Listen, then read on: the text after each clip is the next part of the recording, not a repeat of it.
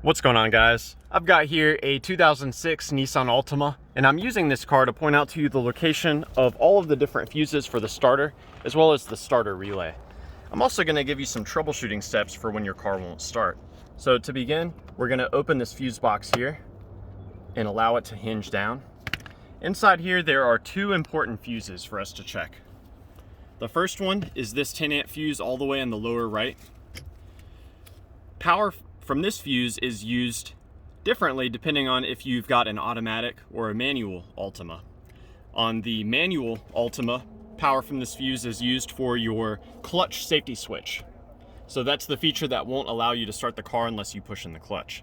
On an automatic Altima like this one, power from this fuse is sent to your neutral safety switch. That's on the transmission. That's what will not allow you to start the car unless you are in park or in neutral. Now, another important fuse is this 10 amp fuse right here. What this fuse does is it carries a signal from the ignition switch. When you turn the key to the start position, this carries signal from the ignition switch to the computer to tell the computer that you're trying to start the car. The computer will run through some checks, like an anti-theft check, and if all the conditions are met, it will engage your starter relay. Now let's head under the hood.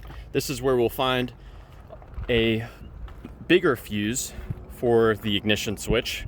So it's going to be behind this piece here, which we open by pushing in on this and hinging upward. And it's actually built into this assembly here. But what we're looking at is the 40 amp right there.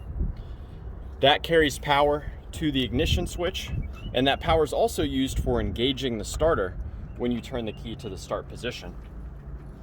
Now finally, we've got our starter relay. So that's going to be located in this cover here. For you to remove it, you have to get this tab lifted up. There may be a tab on the other side as well, but you get this piece to come up like so. And if you want to further remove this, there are some additional tabs that are exposed once you release the cover, and it will allow this whole piece to come up. But for just the starter relay, we don't have to remove it. So that is the starter relay right there. My favorite way to troubleshoot this is I'll have an assistant inside the car trying to start it. While they're doing that, I'll come here and I'll actually tap on this relay. Sometimes relays can get stuck, and by tapping on the relay or wiggling it around, you can sometimes get it to start working again. Further troubleshooting beyond that, you can actually remove this relay, set it aside, and we can swap in the relay right next to it, which is for the low beams. So all of these relays are the same, all of the smaller 4-pin relays. So if after I swap it over my other relay, my car is able to start, then I know that my original relay is probably no good. So yeah, I hope that this information was helpful for you, or at the very least is a good starting point in troubleshooting your Nissan Altima.